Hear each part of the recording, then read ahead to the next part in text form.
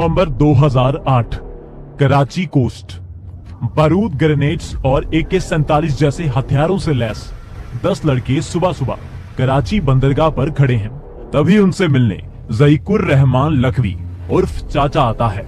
लखवी और कोई नहीं बल्कि भारत से बेअंत नफरत करने वाले हाफिज सईद द्वारा बनाए गए आतंकवादी संगठन लश्कर-ए-तैयबा का एक बहुत ही खूंखार आतंकवादी है। आते ही इन 10 सदस्यों से गले मिलता है और इन्हें एक बोट में बिठाकर रवाना कर देता है। दरअसल ये 10 लड़की और कोई नहीं बल्कि 26/11 हमले को अंजाम देने वाले आतंकवादी हैं और लखवी इन्हें और किसी काम से नहीं बल्कि मुंबई में एक ऐसे आतंकवादी हमले को अंजाम देने के लिए भेज रहा है जो भारत की जड़ हिलाकर रख देगा। दोस्तों, आज की इस सिनेमैटिक वीडियो में हम पूरे 26/11 आतंकी हमले की तह तक जाएंगे। हम जानेंगे कि कैसे लश्कर-ए-तैयबा ने पाकिस्तान की गलियों से चोर उचक्कों को उठाकर उनको इस आतंकी हमले के लिए तैयार किया और कैसे उन्हें 3 स्टेजेस में ट्रेन किया गया। इसके अलावा आज की इस वीडियो में हम 26/11 अटैक के उन खौफनाक 60 घंटों की भी चर्चा करेंगे जिसमें हमारे वीर जवानों ने, मुंबई पुलिस ने और कमांडोज ने इन आतंकवादियों को ढेर कर मुंबई को इस आतंक से मुक्त किया था। दोस्तों, ये वीडियो काफी ज्यादा इंटरेस्टिंग होने वाली है, आप एंड तक बने रहिएगा। और हाँ, ऐसी ही इंसाइटफुल सिनेमैटिक वीडियो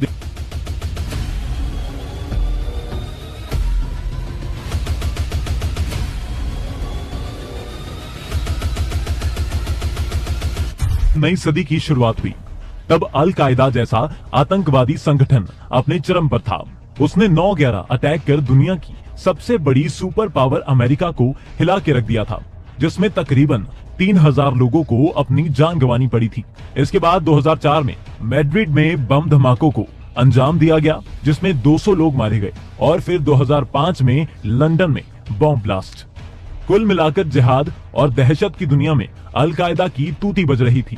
लेकिन अल कायदा की इस उपलब्धि से पाकिस्तान का ही एक आतंकी संगठन खुश नहीं था जिसका नाम था लश्कर-ए-तैयबा, जिसे 1985 में हाफिज सईद ने बनाया था, जिसका केवल एक ही मकसद था, भारत में आतंकी हमलों को अंजाम देना। अब लश्कर-ए-तैयबा भी ये चाहती थी कि वो भी अल कायदा की तरह कोई ऐसा हमला करे जिसके सामने 1993 के मुंबई बम धमाके भी फीके पड़ जाएं और भारत की रूह इस हद तक कांप जाए कि पूरी दुनिया लश्कर-ए-तैयबा को आतंक के दूसरे नाम से जानने लगे। इसी कारण लश्कर-ए-तैयबा का फाउंडर हाफिज सईद एक सीक्रेट मीटिंग बुलाता है।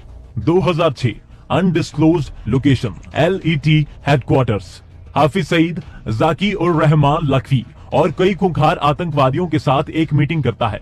मीटिंग का वही मुद्दा था कि भारत में ऐसा धमाका करना जिससे पूरी दुनिया दंग रह जाए। कई घंटों चली इस मीटिंग में बहुत सारी लोकेशंस पे चर्चा करने के बाद मुंबई को चुना जाता है, क्योंकि भारत की फाइनेंशियल कैपिटल और बॉलीवुड का गढ़ कहे जाने वाले मुंबई में अगर जोर से बारिश भी आ जाए तो पूरे देश में ब्रेकिंग न्यूज बन जाती है। इसलिए मुंबई में अटैक करके लश्कर-ए-तैयबा एक ही झटके में दिल्ली में बैठी भारतीय सरकार के पैरों तले जमीन खिसकाना चाहती थी। लोकेशन फाइनल होने के बाद हाफिज सईद अपने सबसे भरोसेमंद आदमी लखवी को इस अटैक की प्लानिंग और इसको अंजाम तक पहुंचाने की जिम्मेदारी देता है। लखवी को इसलिए चुना जाता है क्योंकि वो पहले से ही अपना लोहा सईद की नजरों में मनवा चुका था। लखवी 22 साल की उम्र में ही अफगानिस्तान में सोवियत यूनियन के खिलाफ जंग लड़ चुका था। यहाँ तक कि 1999 में भारत से कारगिल वॉर हारने के बाद कश्मीर में फिदाइन यानी सुसाइड बॉम्बर्स के हमलों की लड़ी लगाने के पीछे भी लखवी का ही शातिर दिमाग था। सईद के आदेश मिलते ही और मीटिंग खत्म होते ही लखवी सबसे पहले 3 लोगों को चुनता है।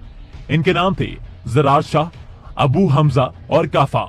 जरार शाह का मेन काम पाकिस्तान के अलग अलग शहरों से जवान लड़कों को इस अटैक के लिए भर्ती करने का था। वहीं अबू हमजा को एक्सप्लोसिव्स और मैरीटाइम ट्रेनिंग देने की जिम्मेदारी मिली थी और तीसरे आदमी खफा को इन लड़कों को हथियार चलाना सिखाना, फिजिकली फिट बनाना, साफ शब्दों में कहे तो आम लड़कों से खूंखार आतंकी बनाने की जिम्मेदारी मिली थी। लखवी इन तीनों के अलावा 2 और इंसानों को चुनता है। इनका काम था मुंबई से जुड़ी हर छोटी बड़ी डिटेल इकट्ठा करना, जैसे कि कौन सी लोकेशन पे अटैक करना है, कौन सा रूट सबसे सेफ रहेगा, कहां पे कितनी सिक्योरिटी होती है।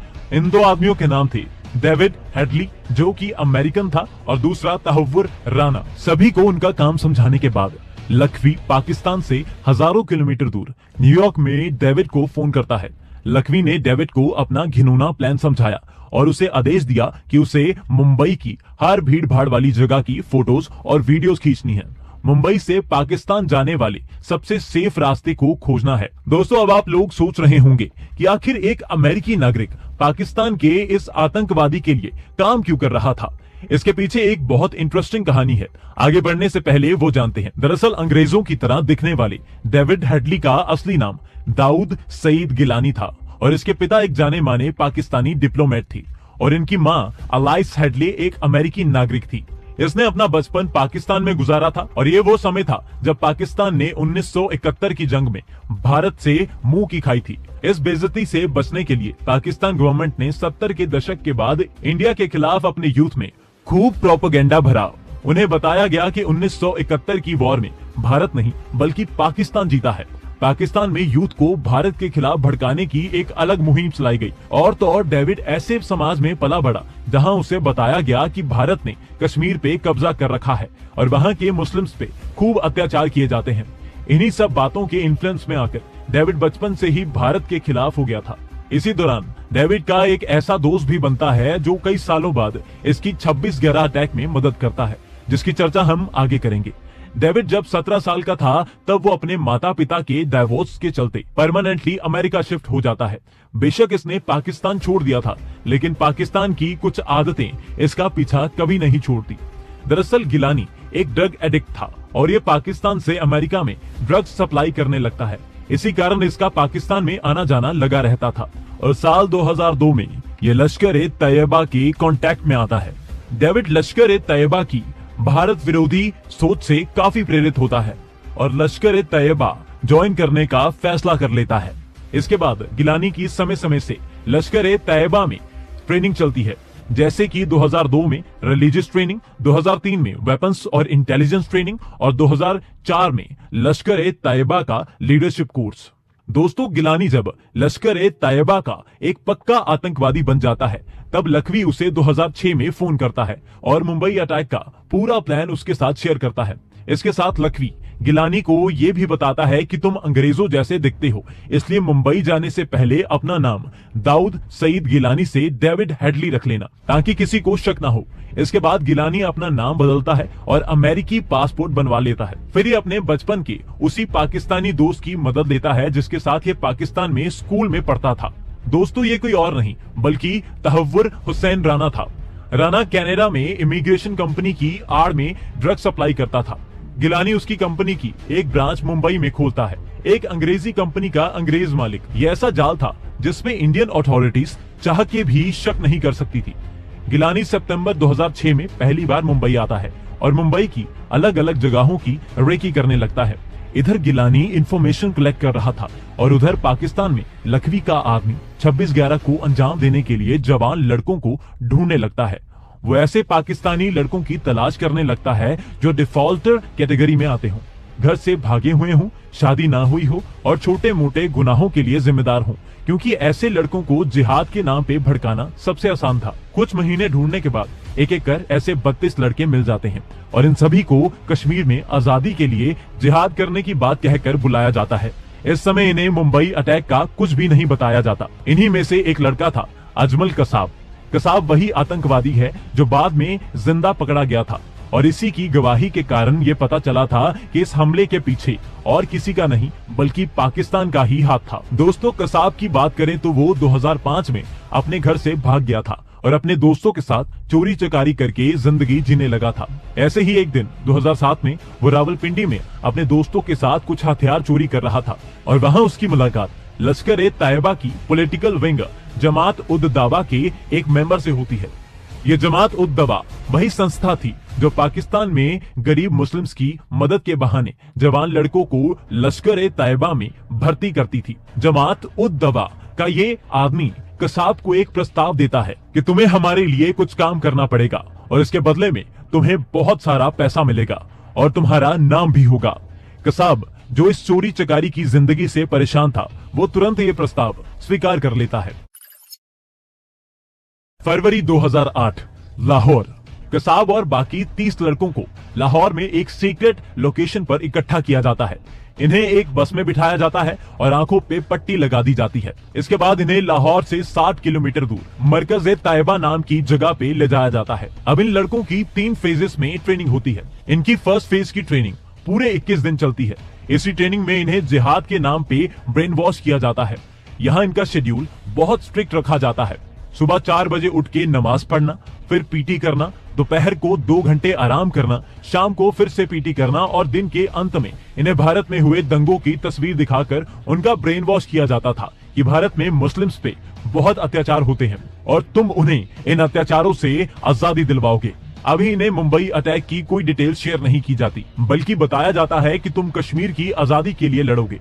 फर्स्ट फेज की ट्रेनिंग के अंत तक कुछ लड़कों को सिलेक्ट किया जाता है, जिसमें कसाब भी शामिल था। और अब इन सभी को सेकेंड फेज की ट्रेनिंग के लिए लाहौर से 6 घंटे दूर मंशेरा की एक पहाड़ी पर शिफ्ट कर दिया जाता है। ये ट्रेनिंग भी 21 दिन तक चलती है, जिसमें ज्यादा जोर टेक्निकल चीजों पे दिया जाता है, जैसे कि वेपन्स ट्रेनिंग, जिसमें बंदूक चलाने के साथ साथ बंदूक को खोलना और जोड़ना सिखाया जाता है। मैप रीडिंग, फर्स्ट एड और कोडेड लैंग्वेज भी सिखाई जाती है। इस फेज के बाद इन सभी को 1 हफ्ते के लिए घर जाने दिया जाता है, लेकिन हर वक्त LET के आतंकवादी इन पे कड़ी निगरानी रखते हैं। ये ट्रेनिंग चलते अब मई 2008 आ गया था और इन सब की टफेस्ट थर्ड फेज की ट्रेनिंग शुरू हो जाती है। ये ट्रेनिंग POK में स्थित चहलबंदी की पहाड़ियों में करीब 2.5 महीने तक चलती है और जो इस ट्रेनिंग को सरवाइव करता है वही फाइनल टीम का हिस्सा बनता है।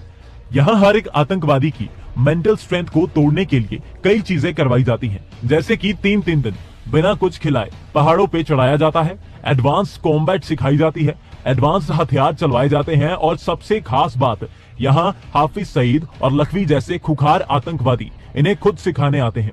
इतना ही नहीं, इन्हें सड़क पे घूमने वाले एक साधारण से डिफॉल्टर से ट्रेंड आतंकवादी बनाने के लिए खुद पाकिस्तानी आर्मी के अफसर भी सिखाने आते हैं। थर्ड फेज की ट्रेनिंग में बहुत सारे लड़के टूट जाते हैं और अंत तक सिर्फ 10 लड़के ही ट्रेनिंग पूरी कर पाते हैं। ये नए नए बने 10 आतंकवादियों के नाम थे: हाफिज अरशद, जावेद, नासिर, फहादुल्लाह, अब्दुल रहमान, सोहेब, नाजिर अहमद, इमरान बाबर, अजमल कसाब और इन सब का लीडर अबू इस्माइल। ये सारी ट्रेनिंग खत्म होते होते अब सितंबर आ गया था और इन 10 के 10 आतंकवादियों को कराची में एक सीक्रेट लोकेशन पे शिफ्ट कर दिया जाता है।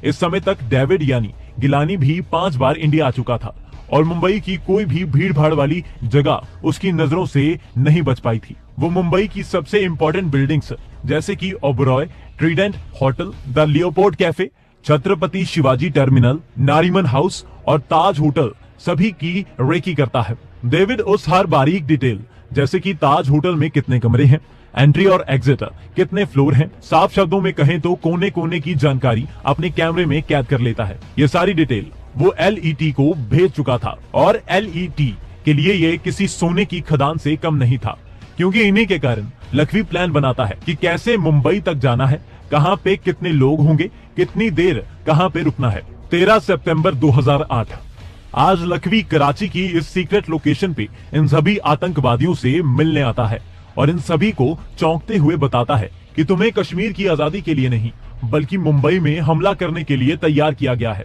ये सुन 10 के 10 आतंकवादी एक पल के लिए चौंक जाते हैं, लेकिन ये जिहाद के नाम पे इस कदर बहके हुए थे कि ये खुद को खुशनसीब समझने लगते हैं।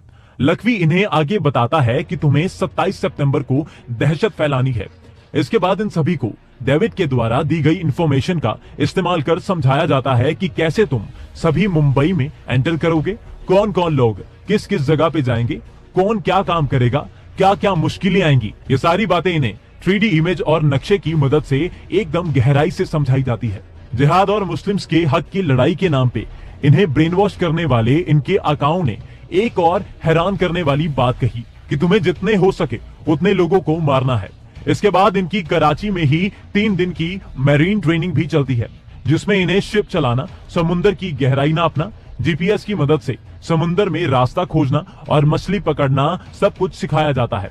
अब 23 सितंबर आ चली थी और इन सभी को मुंबई के लिए निकलना था, लेकिन इनका ये सारा प्लान एक झटके में टाल दिया जाता है, क्योंकि उधर भारत में इंडियन मुजाहिदीन के ठिकानों पे रेड की गई थी और सभी बड़े शहर रेड अलर्ट पे थे, जिसकी वजह से अटैक को टालना पड़ा। इसी दौरान कसाब 3 दिन के लिए अपनी मां से मिलने जाता है जहां पे वो पहली बार बताता है कि वो मुजाहिदीन बन चुका है, जिसे सुन उसकी माँ का मन एकदम बैठ सा जाता है और वो उसे गलत रास्ता छोड़ने को कहती है। लेकिन कसाब तो इन आतंकियों द्वारा पूरी तरह ब्रेन वॉश हो चुका था। अब करीब 2 महीने हो चले थे और नवंबर आ गया था। ये आतंकी कराची की इन सीक्रेट लोकेशन में कैद थे और अटैक की दूर दूर तक कोई खबर नहीं थी। फिर वो अशुभ दिन आता है और 21 नवंबर को लखवी एक बार फिर इनसे मिलने आता है और बताता है कि अटैक की तारीख फाइनल हो गई है और हमला 26 नवंबर को किया जाएगा। मासूमों की जान लेने के लिए उत्सुक ये जल्लाद बिना कोई देरी करे अगले ही दिन कराची हार्बर के लिए निकल जाते हैं। इन्हें बहुत सारा असला, ड्राई फ्रूट, सैटेलाइट फोन और जीपीएस जैसी सारी चीजें दे दी जाती हैं। 22 नवंबर 2008 कराची बंदरगाह से करीब 7 बजे ये 10 के 10 आतंकवादी एक छोटी बोट में बैठ जाते हैं और 1.5 घंटा चलने के बाद एक बड़ी सी शिप इनके आगे रुकती है जिसका नाम था अल हुसैनी।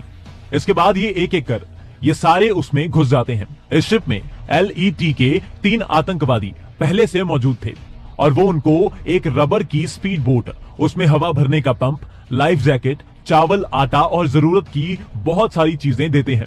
अगले 2 दिन ये सारे आतंकवादी इसी शिप में गुजारते हैं और 23 नवंबर को दोपहर के करीब 12 बजे इन्हें कुबेर नाम की एक छोटी बोट पानी से गुजरती दिखती है। इनकी शिप में मौजूद एक आदमी कुबेर में बैठे आदमियों की तरफ कुछ ऐसा इशारा करता है जिससे वो समझ जाते हैं कि इन्हें कुछ मदद चाहिए। कुबेर जैसे ही इनकी शिप के पास पहुंचती है ये तुरंत उसमें मौजूद आदमियों को बंदी बना अपनी शिप में ट्रांसफर कर देते हैं और ये सारे आतंकवादी अपना मौत का सामान लेकर कुबेर में चढ़ जाते हैं। गन पॉइंट पे ये कुबेर के ड्राइवर को मुंबई की तरफ चलने को कहते हैं। अब करीब 3 दिन इंडियन नेवी को चकमा देते हुए ये कुबेर में सफर करते हैं। 26 नवंबर को शाम के करीब 6 बजे इन्हें मुंबई की ऊंची इमारतें दिखाई देने लगती हैं। ये देख 5 दिन से सफर कर रहे इन आतंकवादियों की थकान अचानक गायब हो जाती है। ये सबसे पहले कुबेर के ड्राइवर को गोली मारते हैं और उसके बाद अपने सलवार और कुर्ते को निकाल टी-शर्ट और जीन पहनते हैं, साथ में लाइफ जैकेट्स भी। यहाँ तक कि इन्होंने जानबूझ के कलाई पे धागे भी बांधे ताकि ये अटैक हिंदुओं द्वारा लगे। 2 आतंकवादी इस समय तक रबर बोट में भी हवा भर चुके थे और मुंबई से करीब 7 किलोमीटर दूर इस रबर बोट में एक एक कर बैठ जाते हैं। बोट में बैठते ही सभी अपना मोबाइल ऑन कर लेते हैं और भारत में लोगों को गहरी नींद सुलाने के लिए बड़ी तेजी से आगे बढ़ने लगते हैं। मुंबई पहुंचने तक इन आतंकवादियों का लीडर इस्माइल इन्हें ब्रीफ करने लगता है और बताता है कि सबसे पहले मैं और कसाब टैक्सी पकड़ शिवाजी स्टेशन की तरफ जाएंगे, फिर सुहेब, तू और नाजिर दोनों टैक्सी पकड़ लियोपोर्ट कैफे की तरफ जाना, इसके बाद जावेद और अरशद तुम दोनों टैक्सी से इन काफिरों के चहेते ताज होटल की तरफ जाना, बाबर और नासिर तुम नरीमन हाउस में जाके उन यहूदियों को सबक सिखाना और आखिरी में फहादुल्ला और रहमान तुम ओबरॉय होटल में घुस जाना। ये सब बता सारे के सारे एक ही सुर में छोड़ेंगे नहीं कहते हैं और बेसब्री से मुंबई की तरफ देखने लगते हैं। रात के 9 बजे तक ये मुंबई के छोर को छू लेते हैं और यहाँ 8 आतंकवादी रबर बोट से उतर जाते हैं। बचे हुए 2 आतंकवादी अपने टारगेट ओबरॉय होटल की तरफ बोट को घुमा देते हैं। यहाँ से यह आतंकवादी 2-2 की टीमों में बढ़ जाते हैं और टैक्सी पकड़ अपने अपने टारगेट की तरफ निकलने लगते हैं। सबसे पहले इस्माइल और कसाब टैक्सी में बैठ जाते हैं। इस्माइल आगे बैठ ड्राइवर का ध्यान भटकाता है और कसाब पीछे से चुपचाप ड्राइवर की सीट के नीचे बॉम्ब एक्टिवेट कर रख देता है। करीब 9:20 तक ये CST स्टेशन पहुंच जाते हैं। रोज की तरह स्टेशन पे लोगों की खूब आवाजाही थी। कोई अपनी नौकरी से घर आ रहा था तो कोई अपने परिवार के साथ कहीं जा रहा था। स्टेशन में घुसते ही ये दोनों बारी बारी कर वॉशरूम में जाते हैं और बाहर निकलते ही अपनी AK-47 निकाल लेते हैं। अपनी बंदूक को बर्स्ट मोड पे डाल स्टेशन पे हर दिशा में गोलियों से आतंक मचा देते हैं। गोलियों के साथ ये एक के बाद एक हैंड ग्रेनेड भी इधर उधर फेंकते रहते हैं।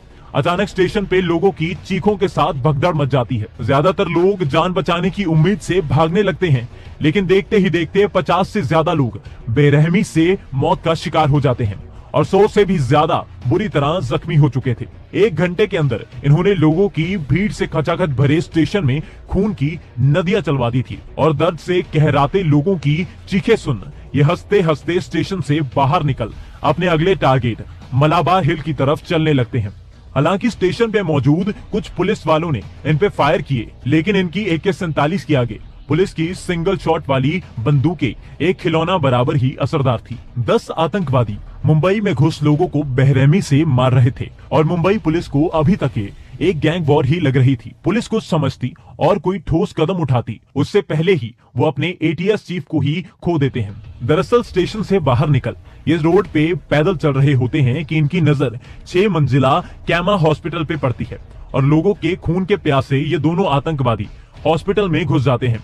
इनके पास हॉस्पिटल की कोई जानकारी नहीं थी, इसलिए इन्हें यहाँ कोई नहीं मिला क्योंकि सभी पहले ही छुप चुके थे। ये हॉस्पिटल से बाहर निकलते हैं कि थोड़ी दूर चलने पर इन्हें पुलिस की क्वालिस गाड़ी आती दिखाई देती है। ये तुरंत झाड़ियों में छुप जाते हैं और जैसे ही ये क्वालिस इनके सामने से गुजर रही होती है ये तुरंत उस पे अंधाधुंध फायरिंग कर देते हैं। अगले 5 मिनट के अंदर मुंबई पुलिस ने अपने एटीएस चीफ हेमंत करकरे, विजय सलास्कर, अशोक कामते के साथ 3 और पुलिस वालों को खो दिया था। पुलिस वालों को गोलियों से भुनने के बाद ये क्वेलिस में आगे बैठे पुलिस वालों की बॉडी वही सड़क पर फेंक कर क्वेलिस को मुंबई की सड़कों पे भगाने लगते हैं। बेशक ये आतंकवादी तैयारी करके आए थे, लेकिन कुदरत को कुछ और मंजूर था। इस क्वेलिस गाड़ी में पीछे की तरफ जो 3 पुलिस वाले शहीद हो रखे थे, उन्हीं में एक पुलिस वाला अर्जुन यादव अभी भी जिंदा थे। उन्हें 5 गोलियां लगी थी, लेकिन सभी कंधे या पैर पे लगी थी। आतंकवादी कुछ देर क्वेलिस को सड़क पे घुमाते हैं, लेकिन इस वक्त तक एक टायर फट चुका था, इसलिए वो इस गाड़ी को सड़क पे छोड़ एक स्कॉडा गाड़ी को रोकते हैं। इस गाड़ी में मौजूद एक कपल को बंदूक की नोक पे बाहर फेंकते हैं और गाड़ी में बैठ चौपाटी की तरफ जाने लगते हैं। क्वेलिस में मौजूद जख्मी पुलिस वाले यादव तुरंत ये खबर अपने साथी पुलिस वालों को दे देते हैं और इस बार पुलिस बिना कोई देरी करे इनका रास्ता जाम कर देती है। अब रात के करीब 12:30 हो चुके थे और खुद को बेलगाम समझने वाले दोनों आतंकवादी इस्माइल और कसाब की आंख फटी की फटी रह जाती है जब इन्हें पुलिस बैरिकेड दिखता है, जिसमें इनकी तरफ बंदूक ताने पुलिस वालों के साथ लोगों की भी भारी भीड़ खड़ी थी। अपने सामने खड़ी मौत को देख इन जल्लादों का हलक सूख जाता है और बैरिकेड से 200 मीटर पहले ये तुरंत अपनी गाड़ी को रोक लेते हैं। कुछ देर तक ये गाड़ी एक ही जगह पे जम सी जाती है और पुलिस वाले अपना हाथ ट्रिगर पे रख के इन्हें लगातार घूरते रहते हैं।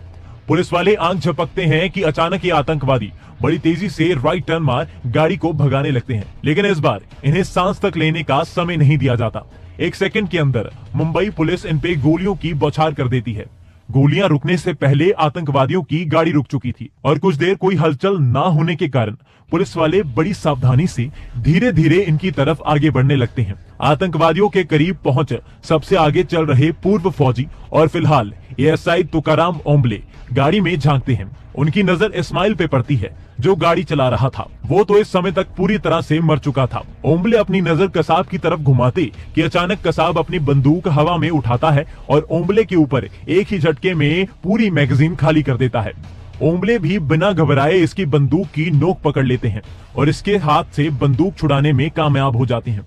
तभी बाकी पुलिस वाले भी कसाब पे टूट पड़ते हैं और उसे पकड़ गाड़ी से बाहर निकाल सड़क पे लिटा देते हैं। कसाब और कुछ कर पाता, इतने में ही उसके हाथों में हथकड़ी लग चुकी थी, लेकिन इस समय तक ओम्बले शहीद हो चुके थे। इस समय तक मुंबई में आतंक का कोहराम मच चुका था, क्योंकि 9:30 बजे के आसपास जब एक कसाब की जोड़ी सीएसटी स्टेशन में घुसी थी, उसी वक्त 2 आतंकवादी बाबर और नासिर नरीमन हाउस में घुस गए थे। दरअसल नरीमन हाउस एक 6 मंजिला घर था जिसमें इजरायली रहा करते थे। आतंकवादी इस पे हमला इसलिए करते हैं ताकि इजरायली सरकार के साथ नेगोशिएट करके आसानी से भारत से बाहर निकल जाए, लेकिन यहाँ ऐसा कुछ नहीं हुआ, क्योंकि जैसे ही आतंकवादी नरीमन हाउस में घुसते हैं और फर्स्ट फ्लोर पे पहुंचते हैं, उस समय घर में 6 लोग थे, जिसमें से 2 इस घर में काम करने वाले नौकर थे। आतंकवादियों के घर में घुसते ही ये दोनों नौकर फर्स्ट फ्लोर पे छुप जाते हैं और आतंकवादी सेकंड फ्लोर पे चले जाते हैं, जहां 4 इजरायली मौजूद थे। आतंकवादी सेकंड फ्लोर पे पहुंचते ही उन्हें बहुत बुरी तरह पीटने लगते हैं और बंदी बना लेते हैं। लेकिन इन सब में अच्छी बात यह होती है कि वो दोनों नौकर फर्स्ट फ्लोर से भागने में कामयाब हो जाते हैं और वो अपने साथ इस घर में मौजूद इनके मालिक के 2 साल के बच्चे को भी बाहर निकाल लेते हैं। 9:55 के आसपास फहादुल्ला और साकिब की जोड़ी भी अपने टारगेट तक पहुंच जाती है, जो और कुछ नहीं ओबरॉय होटल था। लॉबी में घुसते ही मौत का कोहराम मचा देते हैं और वहां मौजूद स्टाफ को जख्मी कर देते हैं। इसके बाद ये होटल के मेन एरिया में मौजूद टिफिन रेस्टोरेंट में पहुंचते हैं और वहां हर दिशा में गोलियां चलाते हैं, लेकिन ये रेस्टोरेंट लगभग खाली था और इनकी गोलियों की आवाज से कंधार रेस्टोरेंट में मौजूद बहुत सारे लोग चौकन्ना हो जाते हैं। कंधार रेस्टोरेंट में लोग तुरंत होटल स्टाफ की मदद से बाहर निकल जाते हैं और जब तक आतंकवादी वहां पहुंचते हैं उनके हाथ कुछ खास नहीं लग पाता। आतंकवादियों को लगा था यहाँ उन्हें वीआईपी गेस्ट मिलेंगे, लेकिन अब गेस्ट तो क्या, उन्हें स्टाफ भी नहीं मिलता। वीडियो में आगे हम देखेंगे कि इस होटल में घुसना कैसे आतंकवादियों के लिए खुद के पैर पे कुल्हाड़ी मारने जैसा साबित हुआ। इन सब के अलावा 9:30 बजे के आसपास एक और जगह पे खून की होली खेली गई थी और इस जगह का नाम था द लियोपोल्ड कैफे। उन दिनों मुंबई का सबसे मशहूर कैफे जहां भारतीय और अंग्रेजों दोनों की भीड़ लगी रहती थी। वहां सोहेब और नाजिर मेन गेट में घुसते हैं और वहां बेफिक्री से खाना खा रहे लोगों पे कई मैगजीन खाली कर देते हैं। ये दोनों यहाँ नहीं रुकते और यहाँ से इस 26/11 की अंधेरी रात के सबसे डरावने हिस्से को अंजाम देने के लिए होटल ताज पैलेस की तरफ निकल जाते हैं। रात 11 बजे जावेद और अरशद ताज होटल के मेन गेट तक पहुंच चुके थे। आज होटल में Gautam Adani, member of European parliament, Hindustan Unilever के चेयरमैन और कई बड़ी हस्तियां मौजूद थी। ये दोनों आतंकवादी होटल के मेन गेट पे जो कोई भी दिखता है उस पे गोलियां चलाते हुए होटल में घुस जाते हैं। ये होटल की मेन लॉबी में ग्रेनेड्स फेंकने लगते हैं और फिर सीढ़ियों के ऊपर चले जाते हैं। इस समय तक मुंबई में 4 हमले हो चुके थे और मुंबई पुलिस समझ जाती है कि ये कोई गैंग वॉर नहीं बल्कि कुछ बड़ा और भयानक हो रहा है। मुंबई की शान कहे जाने वाले ताज में आतंकवादियों के घुसने की खबर आग की तरह फैल जाती है और मुंबई पुलिस तुरंत यहाँ पहुंच जाती है। इधर ये दोनों आतंकवादी 6th फ्लोर पे पहुंच जाते हैं। सबसे पहले ये ताज होटल के मेन गुंबद को उड़ाने के लिए आरडीएक्स लगा देते हैं और 1 बजे के आसपास एक जोर से धमाका होता है और ताज होटल के गुंबद से कई दिनों तक निकलने वाला धुआं आने लगता है। ये वही धमाका था जिसे हम अक्सर तस्वीरों में देखते हैं जब भी 26/11 की बात शुरू होती है। इसके बाद ये आतंकवादी लोगों को बंदी बनाने लगते हैं क्योंकि इनका मकसद साफ था, अटैक जितना हो सके उतना लंबा चलाना ताकि भारत का बच्चा बच्चा भी इसे कभी भूल ना पाए। ये कोई ऐसा इंपॉर्टेंट आदमी ढूंढ रहे थे जिसे ये हॉस्टेज बनाकर नेगोशिएट कर सके। इन्हें ऐसा तो कोई इंसान नहीं मिला, लेकिन इन्हें वैश्या बैंक के चेयरमैन KR रामामूर्ति मिल जाते हैं और ये उन्हें तुरंत बंदी बना लेते हैं। रात के करीब 2 बजने को आए थे कि तभी होटल ताज के स्विमिंग एरिया से गोलियों की आवाज आने लगती है। दरअसल सोहेब और नासिर लियोपोल्ड कैफे में मौत का नाच करवाने के बाद अब होटल में आ गए थे। ये स्विमिंग एरिया में मौजूद लोगों पे गोलियां चलाते हुए अपने साथियों के पास जाने के लिए सीढ़ियां चढ़ने लगते हैं। उधर जावेद और अरशद रामामूर्ति के साथ 4 और लोगों को बंदी बना चुके थे और 6th फ्लोर से अब 5th फ्लोर पे आ जाते हैं।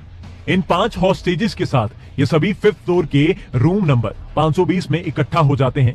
यहाँ से भारत के इतिहास की उस दर्दनाक रात की शुरुआत होती है जिसमें हमारे वीर सैनिकों के साथ साथ कई मासूमों का जीवन हमेशा हमेशा के लिए अस्त हो जाता है। 27 नवंबर रात 2:30 बजे इस समय तक 4 आतंकी ताज होटल में थे, 2 नारीमन हाउस में, 2 होटल ओबरॉय में और बचे 2 में से एक कसाब पकड़ा गया था और इस्माइल मारा जा चुका था। अटैक की खबर अब भारत सरकार तक भी पहुंच चुकी थी और तुरंत एनएसजी को एक्टिव कर दिया जाता है। लेकिन एनएसजी के एक्टिव होने और मुंबई पहुंच आतंकियों को मार गिराने का सफर चुनौतियों से भरा था। एनएसजी का सेंटर दिल्ली के पास मानेसर में था और कमांडोज को मुंबई पहुंचने वाला जहाज मानेसर से 6 घंटे दूर चंडीगढ़ में खड़ा था। चंडीगढ़ से जहाज के आने का इंतजार नहीं किया जा सकता था, इसलिए कुछ देर कोई दूसरा विकल्प ढूंढने के बाद रॉ सूचना देता है कि मानेसर से करीब 1 घंटा दूर पालम में एक छोटा ट्रांसपोर्ट एयरक्राफ्ट खड़ा है। इसके तुरंत बाद इस जहाज को मुंबई उड़ने के लिए तैयार किया जाता है जिसमें 2 घंटे और बर्बाद हो जाते हैं। इधर एनएसजी जल्द से जल्द मुंबई पहुंचने की कोशिश कर रही थी। तब तक के लिए ताज होटल में मार्कोस को भेजा जाता है। आतंकी अभी 5th फ्लोर पे हॉस्टेजेस के साथ थे और पाकिस्तान में बैठे लखवी से लगातार फोन पे बात कर रहे थे। मार्कोस की 2 टुकड़ी फटाफट ताज होटल में घुसती है और बेसमेंट से लेकर हर फ्लोर में फंसे हुए लोगों को बाहर निकालने लगती है। ये सारा अटैक मीडिया लगातार कवर कर रही थी और हर वो भारतीय जो टीवी पे इस दहशत को लाइव देख रहा था उसे देख बहुत सुकून मिलता है जब एक एक कर करीब 200 लोग ताज से सही सलामत बाहर निकलते दिखते हैं। उधर आतंकवादियों को ये शांति हरगिज हजम नहीं हो रही थी और वो जिस कमरे में थे उसमें गद्दे, बेडशीट, कंबल और आसानी से जलने वाली हर चीज को इकट्ठा करके एक बहुत बड़ी आग लगाने की तैयारी करने लगते हैं। वो आग लगाते उससे पहले ही एक धमाका होता है और देखते ही देखते आतंकियों का कमरा धुएं से भरने लगता है। चारों आतंकी खांसते हुए सांस लेने के लिए कमरे से बाहर निकलते हैं कि इतने में कमरे में मौजूद पांचों हॉस्टेजेस खिड़की से बाहर निकलने लगते हैं। उन्हें खिड़की से बाहर निकलता देख रेस्क्यू टीम तुरंत सीढ़ियों की मदद से उन्हें बाहर निकालने लगती है। अब आतंकियों ने अपने हॉस्टेजेस को खो दिया था और उनके पास सिर्फ एक ऑप्शन था और वो था भारत के बंदूकधारी जवानों की गोली का शिकार होना। आतंकी 5th फ्लोर से नीचे उतरते हैं और खुद को अपनी मौत यानी मार्कोस के सामने पाते हैं। मार्कोस के साथ कुछ देर लोहा लेने के बाद ये फिर होटल में कहीं पे छिप जाते हैं। सुबह 6 बजे सुबह के सूरज के साथ ही एनएसजी कमांडोज का दस्ता ताज पहुंच चुका था और ऐसी फायर फाइट शुरू होने वाली थी जो 1 या 2 नहीं बल्कि पूरे 60 घंटे तक चलने वाली थी। मार्कोस और मुंबई पुलिस से आतंकियों की लास्ट पोजीशन, ताज का नक्शा और अपनी सारी ऑपरेशनल प्लानिंग कर एनएसजी के कर्नल शेरोन 2 स्ट्राइक टीम्स का गठन करते हैं। एक टीम को मेजर संजय खंडवाल और दूसरे को मेजर संदीप उनिकृष्णन लीड कर रहे थे। एनएसजी की दोनों टीम्स इस समय तक अंदर घुस चुकी थी और आतंकी कहीं भी हो सकते थे, इसलिए मेजर संजय और मेजर संदीप अलग अलग दिशाओं में ताज का चप्पा चप्पा खंगालने लगते हैं। दोपहर 2 बजे एनएसजी को ताज में घुसे कई घंटे हो चले थे और 100 से ज्यादा लोगों को बाहर निकाल लिया गया था, लेकिन आतंकियों की कोई खबर नहीं थी।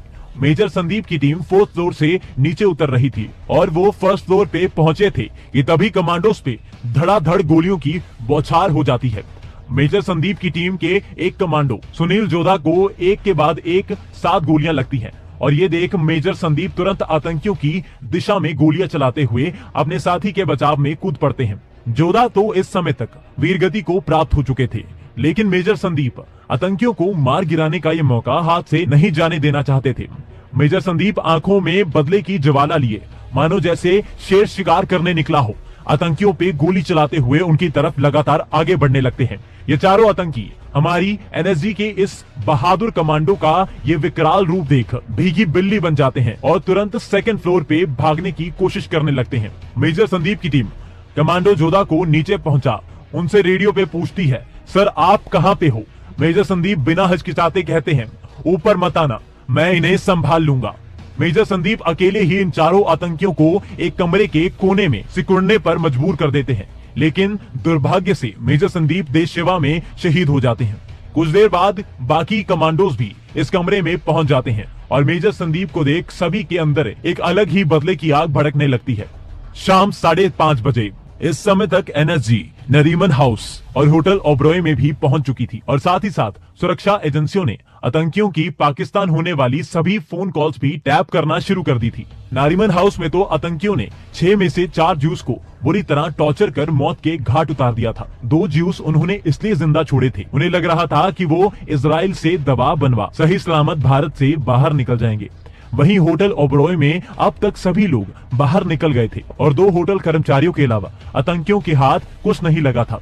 इसी बेचैनी में वो इन कर्मचारियों को होटल में मौजूद शराब की मदद से होटल के बड़े से हिस्से में आग लगाने को कहते हैं और जब एक कर्मचारी ऐसा नहीं कर पाता तो आतंकी उस पे हंसते हुए पूरी मैगजीन खाली कर देते हैं। आने वाले कई घंटों तक एनएसजी ताज, होटल ओबरॉय और नरीमन हाउस में मौजूद आतंकियों को मार गिराने के लिए अलग अलग विकल्प खोजने लगती है ताकि कम से कम सिविलियन कैजुअलिटी हो। 28 नवंबर दोपहर 12 बजे मेजर संजय की टीम आतंकियों को बेसब्री से पिछले 24 घंटे से ढूंढ रही थी। बचते बचाते काफी टैक्टिकल तरीके से मेजर संजय की टीम 1st फ्लोर की गैलरी से गुजर रही थी कि तभी उन्हें वहां मौजूद वसाबी रेस्टोरेंट से कुछ गोलियों की आवाज आती है। मेजर संजय तुरंत समझ जाते हैं और अपनी टीम को तुरंत कवर करने का आदेश देते हैं। रेस्टोरेंट से बाहर निकलने का सिर्फ एक ही रास्ता था और मेजर संजय अपनी टीम के साथ उन पे पैनी नजर टिका के वेट करने लगते हैं। कुछ देर इंतजार करने के बाद मेजर संजय ऐसी चाल चलते हैं जो आतंकवादियों को मौत का रास्ता चुनने के लिए पछतावा करने पर मजबूर कर देगी।